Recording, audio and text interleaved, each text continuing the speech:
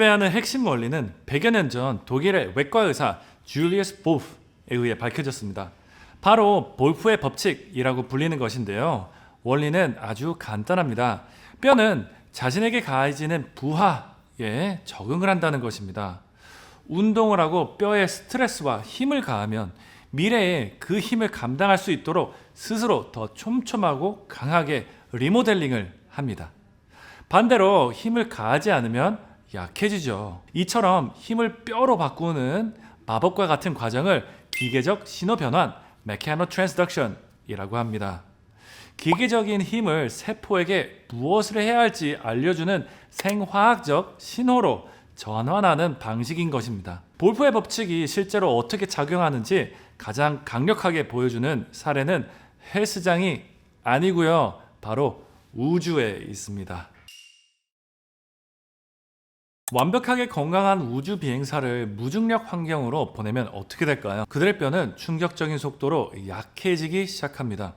미세 중력 상태의 우주에서 우주 비행사는 한 달에 약 1%에서 1.5%의 골량을 잃습니다. 이는 연간 12% 이상의 손실 가능성을 의미하며 지구에서 나이 때문에 생기는 골다공증이 느리게 보일 정도로 쇠퇴하는 속도입니다. 왜 그럴까요? 네, 예상하셨다시피 중력이 없기 때문입니다. 부하가 없는 것이죠. 특히 엉덩이와 척추의 골격은 우리가 매 순간 느끼는 지속적인 수직 방향에 당기는 힘과 더 이상 싸우지 않죠. 나사는 이것이 장기 임무에 있어 거대한 장애물이라는 것을 잘 알고 있습니다.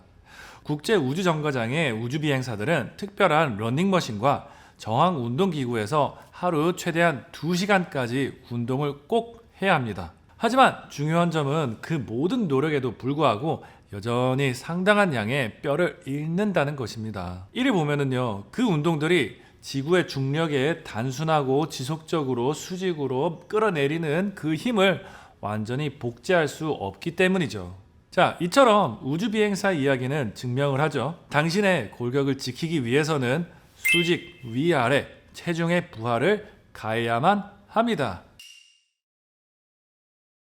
그렇다면 부하를 가하는 것이 핵심인데 왜 수영이나 자전거 타기와 같은 운동이 그렇게 자주 추천이 될까요? 겉에서 보기에는 논리가 성립이 되기 때문이에요. 관절을 보호하는데 아주 좋은 저충격 운동이기 때문이죠. 몸이 좀 약하거나 넘어질까봐 걱정이 된다면 물이나 자전거에 몸을 의지하는 것이 안전하게 느껴지기 때문이죠. 하지만 문제는 뼈는 꾸준한 유산소 운동으로 좋아지는 심장과는 다르다는 것이죠. 뼈가 변하기 위해서는 매우 구체적이고 강력한 종류의 자극이 필요하며 부드럽고 체중이 실리지 않은 운동은 그 자극을 제공하지 못합니다. 그리고 과학이 이를 뒷받침합니다. 여러 연구들을 종합한 대규모 분석에 의하면 수영과 자전거 타기 모두 골밀도에 긍정적인 영향을 미치지 않는 것으로 나타났습니다. 수많은 사람들이 뼈 손실과 싸우고 있다고 생각하지만 실제로는 말 그대로 제자리 걸음만 하고 있기 때문입니다. 여러분의 골격은 매우 구체적이고 까다로운 규칙에 따라 작동한다는 것을 이해해야 합니다. 뼈를 바꾸려면 뼈의 언어로 말해야 합니다. 그리고 그 언어는 부드러운 제안이 아니라 강력한 요구입니다. 여기서 잠깐, 골다공증 치료에 있어서 약물 치료도 매우 중요하긴 합니다. 저도 한때는 여느 의사와 다르지 않고 골다공증이 있으면 약을 처방하고 있었습니다. 최고로 비싼 약을 처방했음에도 불구하고 골다공증 치료가 효과가 없었던 사실을 경험하고 나니 약물 치료가 방정식의 절반밖에 안 된다는 것을 깨달았죠. 그러면서 골다공증에 대한 의료 서적을 다시 들여다보는 과정 중에 제가 한없이 작아지는 것을 경험했습니다. 의사들이 골다공증을 공부할 때 근력 운동의 중요성은 치료 앞부분에 항상 언급은 되지만 대부분은 그 부분은 대충 훑어넘기고 복잡한 약들을 외우기 시작합니다. 골흡수 억제제, 골형성 촉진제와 같은 어려운 약의 작용 원리와 비정형 골절, 턱뼈 괴사와 같은 무서운 부작용을 외워 환자에게 그대로 전달을 하죠. 하지만 골다공증 책 앞부분에는 이렇게 써 있더라고요. 골다공증 약물 치료는 비타민 D와 규칙적인 근력 운동을 전제로 한다라는 부분을 다시 읽으며 내가 근력 운동에 대해 환자들에게 이끌어주는 것을 소홀히 했구나 라고 느꼈고 크게 반성했습니다. 그리고 이를 적용하니 실제로 제 환자들 중에서도 약 없이도 골다공증이 좋아지는 것을 같이 경험할 수 있었고요. 골다공증 약물 치료를 하더라도 운동을 같이 병행을 하니 굉장한 효과를 보았습니다. 그리고 또한 추후에 약을 끊었는데도 불구하고 다시 골밀도가 약해지는 것이 아니라 운동이란 습관으로 관리가 되니까 골밀도가 튼튼하게 유지가 되는 것을 보았습니다. 여러분들도 약물 치료를 결정하는 여부는요, 여러분들의 주치의와 꼭 상의하시고요. 하지만 이제 알려드릴 골다공증 운동을 반드시 하시면 참 좋겠습니다. 골다공증에 관한 코크레인 리뷰와 여러 무작위 대조군 임상시험을 들여다보면 한 가지 공통적인 게 있습니다. 이를 이해하려면 중력이 위아래로 향하는 벡터임을 이해해야 합니다. 그렇기 때문에 vertical loading 이라는 개념이 매우 중요하죠.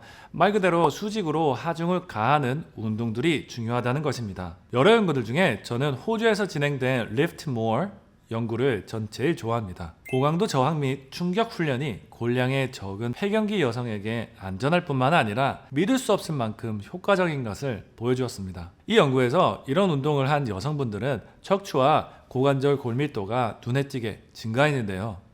이 연구에서 나오는 운동들을 잠시 소개시켜 드릴게요. 총 4가지입니다. 첫 번째는 하체 운동에 논쟁의 여지가 없는 왕, 바로 스쿼트이죠. 올바르게 수행하면 흔한 골다공증성 골절 부위인 고관절, 대퇴골, 척추에 직접적인 부하를 줍니다. 몸을 하나의 기둥이라고 상상해 보세요.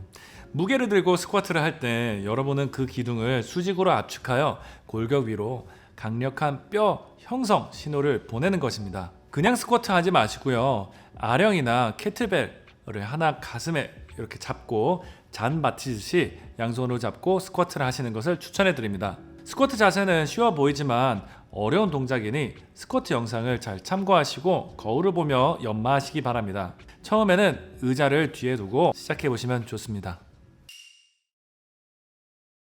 우리는 하체에 많이 집중하지만 척추도 매우 중요하죠. 오버헤드 프레스는 척추뼈에 수직으로 부하를 가하는 환상적인 방법입니다. 아령을 사용하면 점진적으로 무게를 늘려가며 강도를 정확하게 조절할 수 있겠죠. 덤벨 오버헤드 프레스 하는 것을 알려드릴게요. 튼튼한 의자에 이렇게 앉고요. 등을 곧게 펴고 앉습니다. 양손에게는 자신에게 맞는 무게의 아령을 잡고요. 손바닥이 앞을 향하게 하여 어깨 넓이로 들고 이렇게 들어 올리면 됩니다.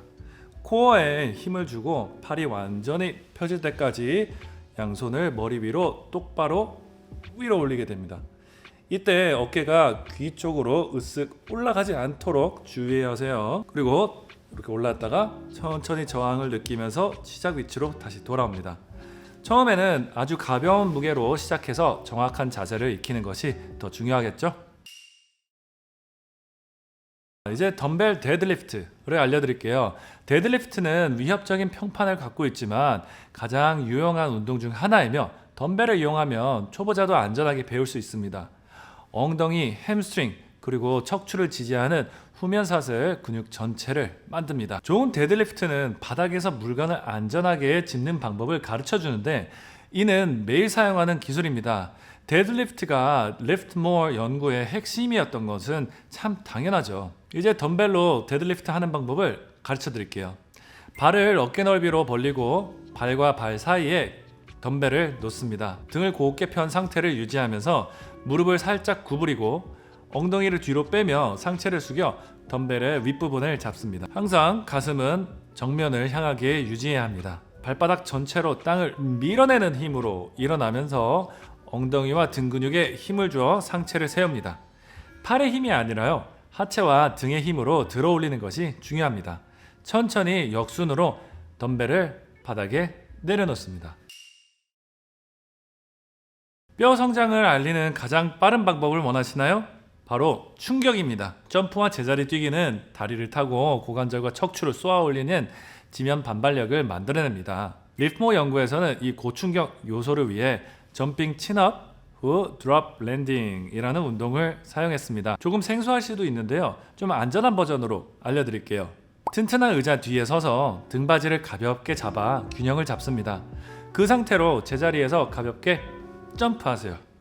높이 튈 필요는 전혀 없습니다. 중요한 것은 발이 지면에 닿을 때마다 다리, 고관절, 그리고 척추까지 전달되는 충격을 느끼는 것입니다. 너무 쿵쿵 뛸 필요는 없으세요. 의자를 지지대로 사용하기 때문에 넘어질 위험이 없어 안전하게 뼈에 필요한 자극을 줄 수 있습니다. 19세기 독일 외과에서부터 21세기 우주 비행사에 이르기까지 우리의 뼈의 이야기는 하나의 일관된 진실을 말해줍니다. 성장하기 위해서는 도전을 받아야 한다는 것이죠. 뼈는 부드러운 제한에 반응하지 않습니다. 확고하고 강력한 요구에 반응을 합니다. 더 이상 효과 없는 운동에 시간을 낭비하는 것을 멈추고 실제로 뼈를 만드는 것으로 입증된 루틴을 시작할 준비가 되셨다면 더 알아보시길 권장합니다. 옆에 나가는 제 다른 영상들도 보시면 재밌으실 것이고요. 오늘 끝까지 시청해 주셔서 감사합니다. 더 강해질 당신을 응원합니다.